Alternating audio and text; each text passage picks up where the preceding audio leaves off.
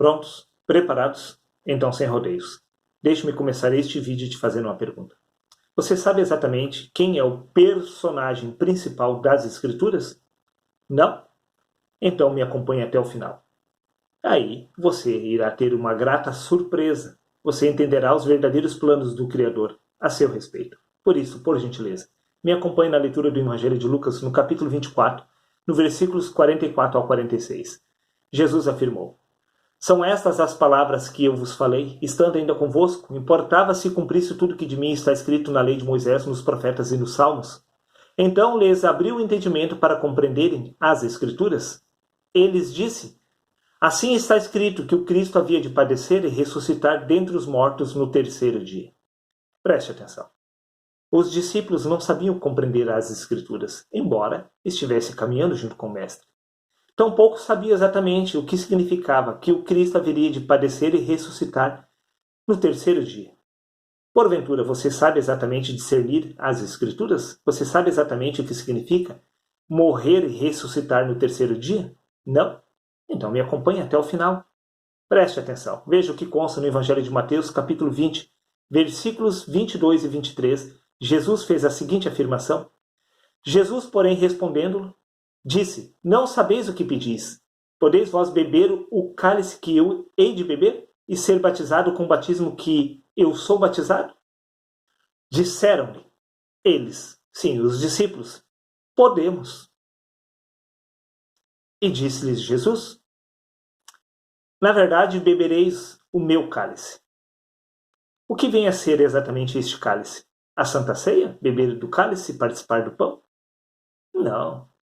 Isto faz parte do ritual judaico e do ritual do sistema religioso. Nada tem a ver com a realidade espiritual. Veja o que significa este cálice.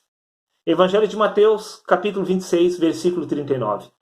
Diz: E indo um pouco adiante, Jesus prostou-se sobre o seu rosto, orando e dizendo: Meu Pai, se é possível, passa de mim este cálice. Todavia não seja como eu quero, mas como tu queres. Sim. Jesus afirmou que assim como ele ia beber deste cálice, seus discípulos também beberiam deste cálice. Que cálice é este? Veja o que consta no Evangelho de João, capítulo 19, versículo 17. E assim, carregando a sua própria cruz, Jesus saiu para um lugar chamado Calvário. Este era o cálice que Jesus estava prestes a beber. Por isso ele disse: Meu Pai, se é possível, passa de mim este cálice. Todavia não seja como eu quero, mas como tu queres. Hoje em dia todo mundo no sistema religioso quer beber do cálice, quer comer do pão, sem discernir o corpo de Cristo, sem compreender as Escrituras Sagradas. Eles põem os pés pelas mãos. Esta é a verdade. O cálice simboliza a morte do natural. Veja a sequência. Jesus afirma no Evangelho de Mateus, capítulo 10, versículo 38. E aquele que não toma a sua cruz e não me segue também não é digno de mim.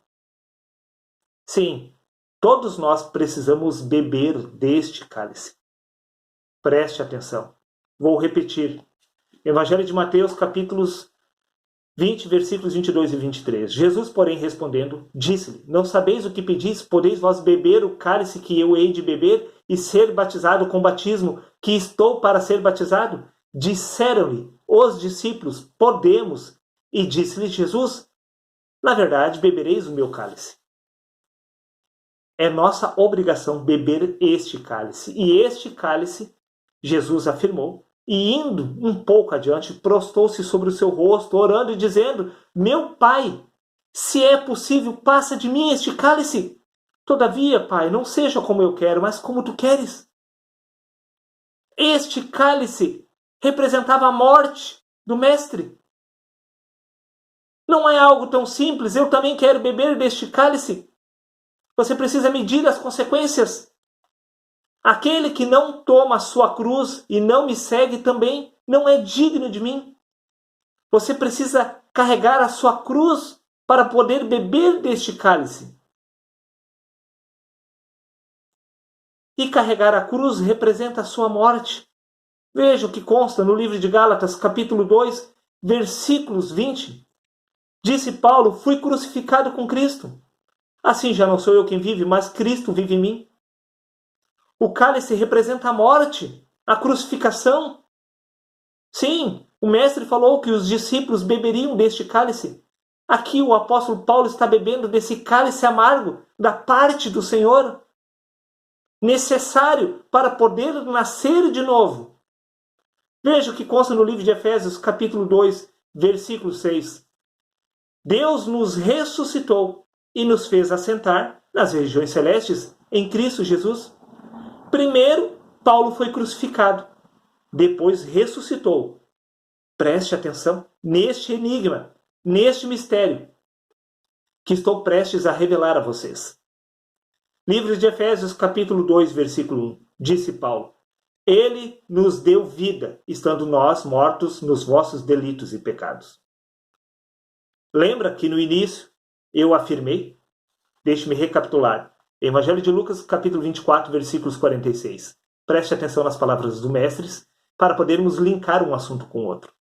Ele disse, Jesus, assim está escrito, que o Cristo havia de padecer e ressuscitar dentre os mortos no terceiro dia. A história de Cristo é a nossa história. A história da morte e da ressurreição de Cristo é a nossa história. Sim, Cristo em nós.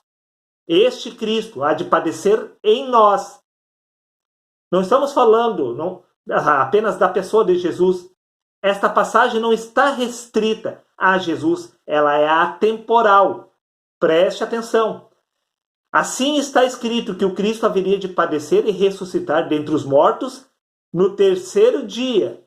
Veja aqui Cristo ressuscitando, morrendo sobre a pessoa de Paulo. Fui crucificado, disse Paulo, assim como Jesus. Deus nos ressuscitou, assim como Jesus foi ressuscitado. E ele nos deu vida estando nós mortos, assim como Jesus. A história de Jesus estava se repetindo sobre a vida de cada apóstolo, porque cada apóstolo tomou este cálice amargo que Jesus estava para beber, que era o símbolo da morte do natural e da ressurreição de Cristo no homem. Sim, tudo que havia acontecido com Jesus estava se repetindo com os apóstolos. O próprio Jesus testificou que eles haveriam de beber deste cálice amargo. E vemos aqui Paulo sendo crucificado, assim como Jesus. Vemos Paulo sendo ressuscitado, como Jesus. E vemos Paulo recebendo a vida, assim como Jesus recebeu. Porém, Paulo não foi morto e posto em uma sepultura. Isto significa que isto é uma alegoria, descrito nas Escrituras. Ainda que Jesus, de fato, tenha sido crucificado lá na cruz, serviu apenas para abrir o entendimento dos homens daquela geração, porque a verdadeira morte e ressurreição acontece a nível espiritual dentro de cada um de nós, porque é exatamente dentro de nós que Cristo se encontra. E quem morre é exatamente Cristo para poder ressuscitar dentre os mortos.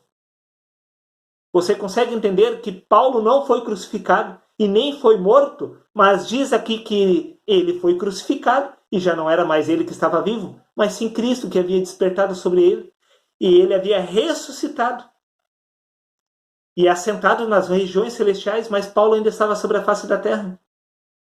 Paulo já havia recebido vida, estando morto nos seus pecados. Este é o cálice amargo. Esta é a verdade que eu falei lá no princípio. A história das Escrituras, este mistério de Cristo em nós, sim. A história desse personagem que se chama Cristo é a nossa história, do princípio ao fim das Escrituras. Sempre Deus se utilizou desta linha de raciocínio para falar a nosso respeito do que deve acontecer a nível espiritual com cada um de nós. O que havia acontecido com os profetas estava se repetindo com Jesus e se repetiu com os apóstolos. Sim, primeiro, o homem deve ser eliminado para Cristo ser estabelecido em seu lugar. Por isso, disse Jesus, o que é nascido da carne é carne, o que é nascido do Espírito é Espírito. Importa-vos nascer de novo. Para você nascer de novo, primeiro você precisa morrer. Primeiro, a essência do pecado deve ser crucificada. Para ser removido o homem do pecado e ser estabelecido Cristo em nosso lugar. Então tragada será a morte na vitória, quando nós formos revestidos da pessoa de Cristo. Seria isso, um abraço a todos. Até o próximo vídeo, meus queridos amigos.